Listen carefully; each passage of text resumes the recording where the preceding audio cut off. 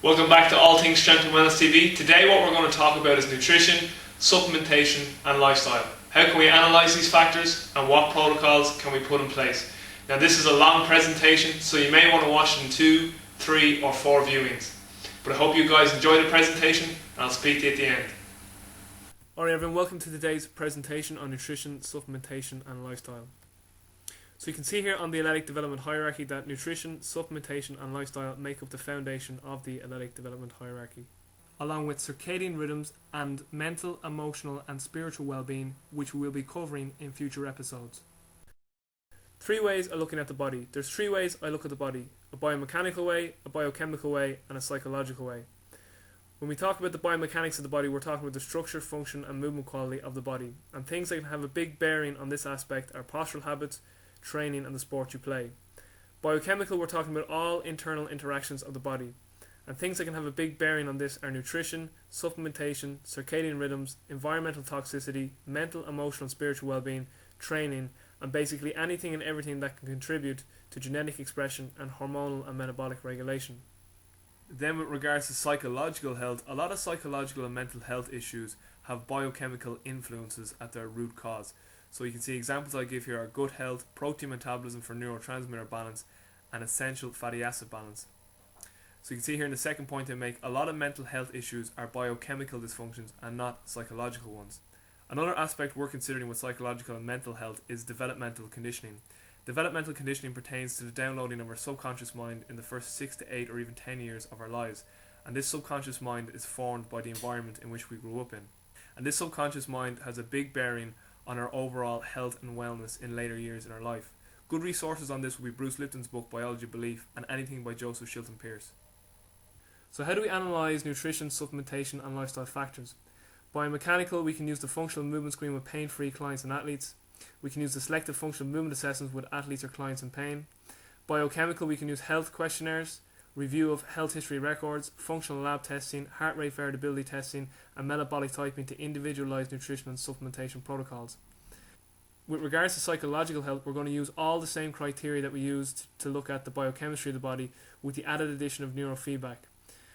Neurofeedback is a system to see how well the brain is functioning. It can analyse the brain and then come up with specific protocols to help improve the function of the brain, which in turn will help with psychological and mental health. So objective and subjective analysis. Our objective analysis would be the functional movement screen for pain-free clients, selective functional movement assessment if pain is present with our clients or athletes, functional lab testing, heart rate variability testing and neurofeedback testing. Subjective analysis will be our questionnaires, things like adrenal stress indexes, thyroid stress indicators, hormonal traits, health history, health records and food logs. And also we can look at metabolic typing, and again this will help us to individualise nutrition and supplementation protocols. So some things we can look at through functional lab testing are adrenal health. So we can look at the cortisol to DHEA ratio, steroid hormone balance, liver toxicity, oxidative stress, protein metabolism, mucosal barrier testing, the immune system, parasite, bacterial and fungal infection testing, food sensitivities and intolerances. Now with food sensitivities and intolerances, some practitioners think that these tests aren't too reliable and may be invalid. Other practitioners on the other hand think that there is some validity to them and think that they are worth using, so that's just something to keep in mind. We can also look at hair mineral analysis, complete blood count test and C-reactive protein levels, and these are just some tests that we can run. Heart rate variability testing, basically this is a window into someone's overall stress reserves, how well a specific individual is adapting to all the environmental stressors in their lives, and it is also a window into the autonomic nervous system.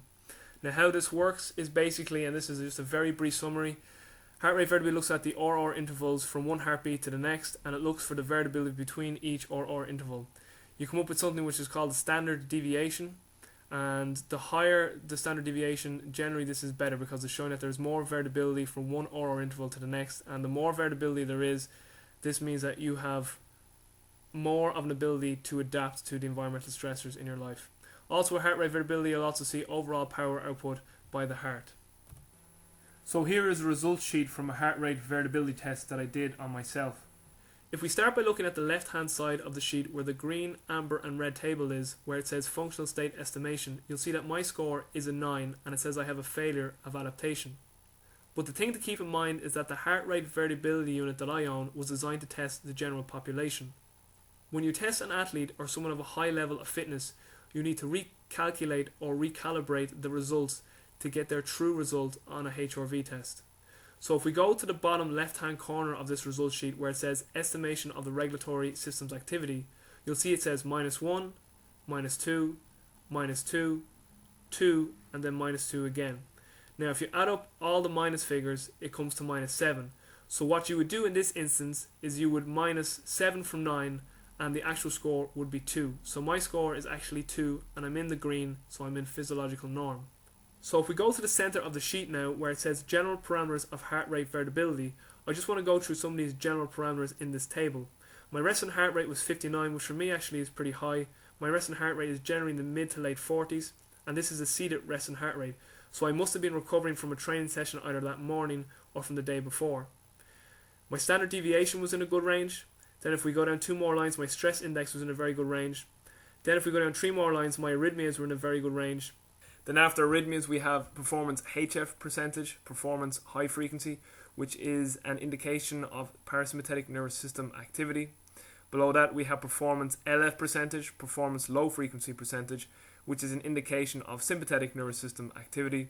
And then below that, we have performance VLF percentage, performance very low frequency, which is an indication of sympathetic nervous system activity, and also looks at the HPA axis, the hypothalamus pituitary axis. But there is still some disagreement and debate among doctors and researchers with regards to what VLF is specifically telling us about the autonomic nervous system and heart rate variability. TP, or total power milliseconds per squared, is the total power output of the heart, and you can see that my total power output of my heart was in a very good range.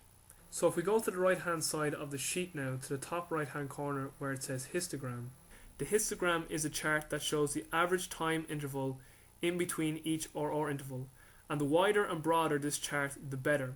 The reason why this chart is in red is because I showed up as a 9, but as we discussed, my real score is a 2 and I'm in physiological norm, so this chart should be in green. The scattergram is just another illustration of the variability between each RR interval. The spectral function then is a chart looking at the sympathetic and parasympathetic nervous system activity. Once again, you can see that I had a lot of sympathetic nervous system activity on this particular day. Again, I must have been recovering from a session either that day or from the day before. But overall, my heart rate variability result was very, very good. So with regards to health questionnaires, we can start with the adrenal stress index. Sometimes this is also called the adrenal stress indicators. And this is going to look at endocrine function, neural tissue health, musculoskeletal health, carbohydrate metabolism, eicosanoid modulation, detoxification, and fat and protein metabolism. Now I had to break the questionnaire up into a number of slides to get it all in. Here's the top half of the questionnaire. So here is a table with all the contributing factors to the adrenal stress index, and after you fill out all your questionnaires, it just calculates up all the results. So here's the questionnaire for endocrine function.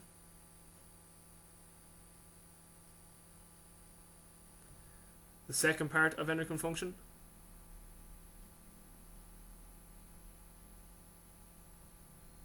Then neural tissue health.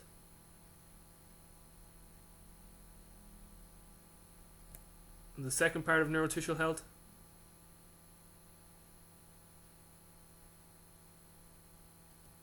Musculoskeletal health.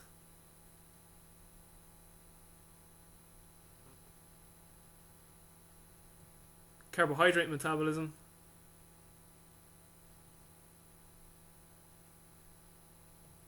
Eicosanoid metabolism.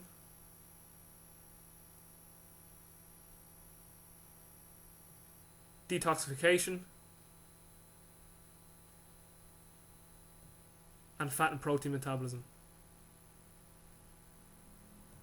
Then we can look at thyroid stress indicators.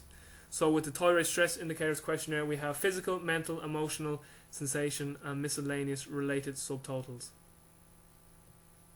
Once again, here's a table with all the contributing factors to the thyroid stress indicators, and just like the adrenal stress index, after you fill out all your questionnaires, it just calculates up the results. So here we have physical related subtotal,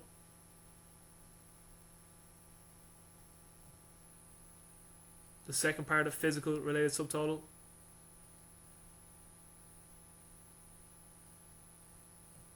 mental related subtotal, emotional related subtotal,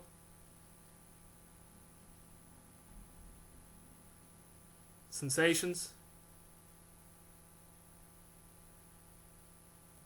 and miscellaneous.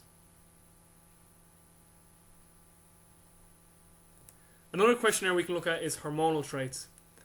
So with the hormonal traits, once again, you fill out your questionnaire and then it will look at certain things like high insulin, low thyroid, high cortisol, low cortisol, high androgens, DHEA, testosterone, low androgens, DHEA, testosterone, estrogen dominance, and estrogen progesterone ratio.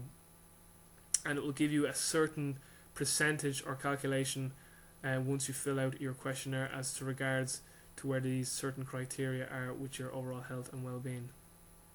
Here's the second half of that questionnaire.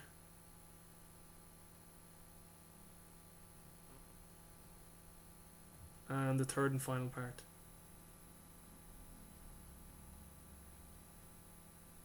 All of these questionnaires that I've just gone through I got from the Functional Diagnostic Nutrition course, which I will be giving as a resource at the end of this presentation. Next we can look at metabolic typing, and we're going to look at the Walcott system of metabolic typing first, and this is the system that I'm trained in. Metabolic typing looks at biochemical individuality. It looks at the autonomic nervous system, and it tells us if a specific person is sympathetic, parasympathetic, or balanced with regards to the dominant side of their autonomic nervous system. The Walcott system also looks at oxidative rate, and this will also tell us if someone is a fast, slow, or mixed oxidizer with regards to the dominance of their oxidative rate. Bill Walcott came up with something called the dominance factor, and basically this is trying to figure out if the autonomic nervous system or the oxidative rate is the dominant fundamental homeostatic controlling system of the body.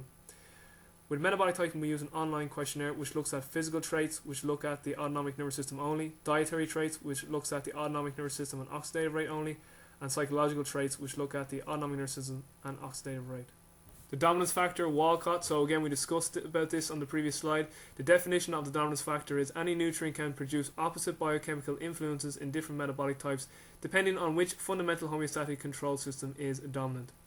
Walcott believes that the autonomic nervous system or the oxidative system can be the primary fundamental homeostatic controlling system of the body.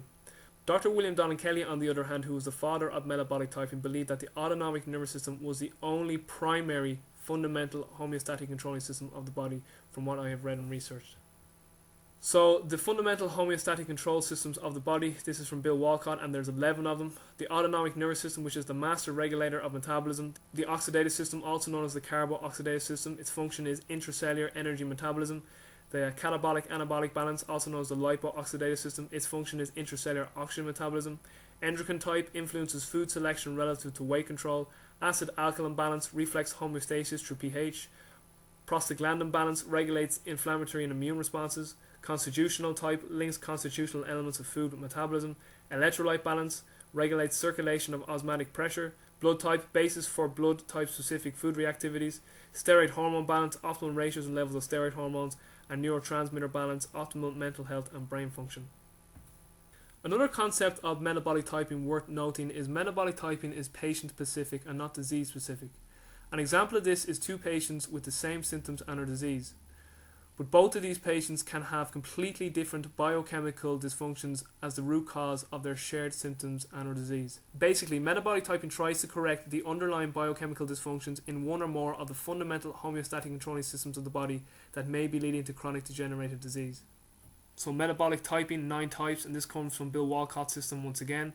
With the Walcott system, there's 9 metabolic types with 18 different combinations. So you can have 9 types where the autonomic nervous system is the dominant fundamental homeostatic controlling system, and then you can have another 9 types where the oxidative system is the dominant fundamental homeostatic controlling system. Metabolic typing nutritional plans, once again it's the Walcott system. So with the Walcott system there's 6 nutritional plans. 1A sympathetic dominant, 2A parasympathetic dominant, 3A balanced autonomic nervous system dominant, 1O slow oxidizer dominant, 2O fast oxidizer dominant, 3O mixed oxidative dominant. The letters indicate the dominant system and the number indicates the macronutrient ratios. And again, this is all to try and help us get individualized nutritional and supplementation protocols for all of our clients. So sympathetic and parasympathetic physical traits. Now I'm not going to go through all of these tables that I'm about to show. You can just pause this presentation and read over them yourselves. But here is the physical traits from Walcott with regards to sympathetic and parasympathetic dominant types. Psychological traits.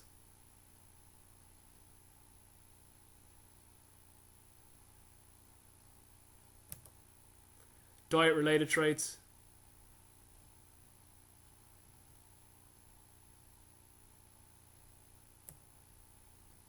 adverse traits,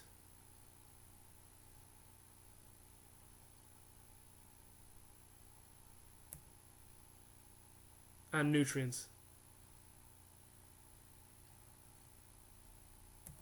Fast and slow oxidative physical traits, again we're still with the Walcott system, very few if any.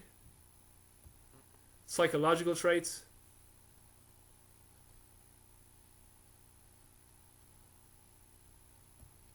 diet related traits,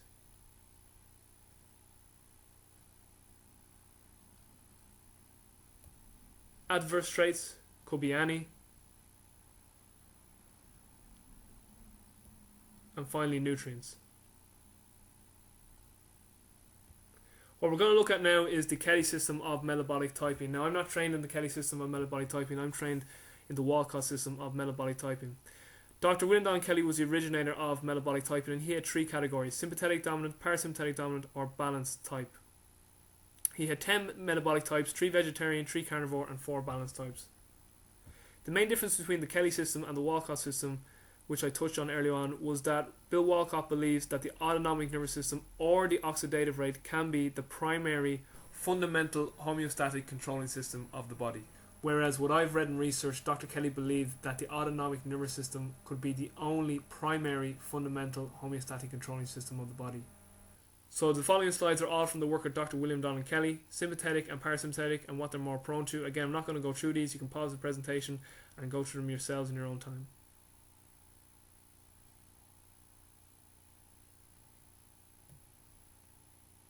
And this is a continuation of what sympathetic and parasympathetics are more prone to. This is a third slide of what they are more prone to. And this is the fourth and final slide of what sympathetic and parasympathetics are more prone to. Sympathetic and parasympathetic characteristics. Once again, this is still Kelly's work.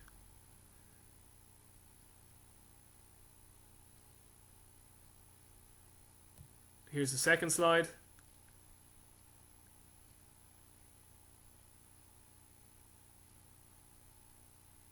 And here's the final slide.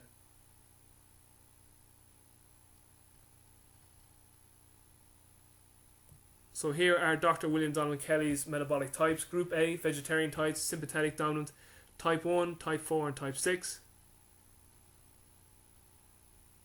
Here then is the nutritional support for sympathetic dominant metabolizers. Then here's group B, his carnivore types, parasympathetic dominant, type 2, 5, and 7. And then here's the nutritional support for parasympathetic dominant metabolizers. And finally here's group C, balanced types, balanced dominant, type 3, 8, 9, and 10. And the nutritional support for balanced dominant metabolizers was a mixture of the nutritional support that was needed for both sympathetic and parasympathetic dominant metabolizers. So macronutrient ratios are a very important part of not just metabolic typing but any nutritional protocol. Here we have a high carb, moderate protein, low fat meal. 60% carbs, 25% protein, and 15% fat. Here then is the exact opposite. We have a high fat, moderate protein, low carb meal. So we have 70% fat, 20% protein, and 10% carbs. And finally then we have basically an even split between the three macronutrient ratios. We have 40% carbs and then 30% protein and fat. But the key thing to remember is humans are not static machines. Nutritional requirements are not only different from person to person, but can also change individually within the same organism, within the same person, due to changing environmental stressors. Example, time of season, summer, winter, current life stressors, exams, wedding, divorce, a sudden death, job stress, etc., current training regime, illness. And also it's worth noting that your macronutrient ratios can change from meal to meal also. So here is a metabolic typing questionnaire from Bill Walcott. So here we can see we're looking at physical traits. So we have body structure, Then on this side we have eyes, head, mouth, skin, digestion,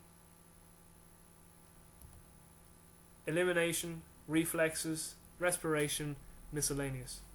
After that then we have diet related traits.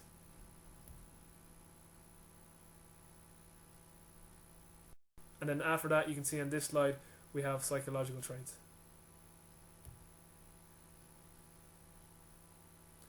And then just on the page here on the right hand side you can see there's just some questions with regards to the health of your teeth, see if you have any mercury fillings, what is your blood type,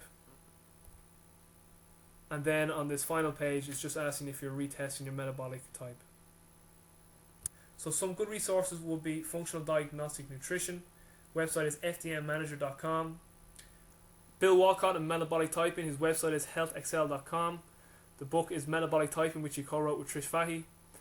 And then William Donald Kelly, his book One Answer to Cancer, which is also called Cancer Curing the Incurable. And then finally a DVD by Dr. Nicholas Gonzalez called What to Eat, Nutrition and the Autonomic Nervous System. That's it for today's episode, guys. If you have any questions, leave them on the Facebook page or on the YouTube channel, or you can email me at my new email, which is atswtv@gmail.com. Alright guys, I'll talk to you soon. Take care, be well, peace.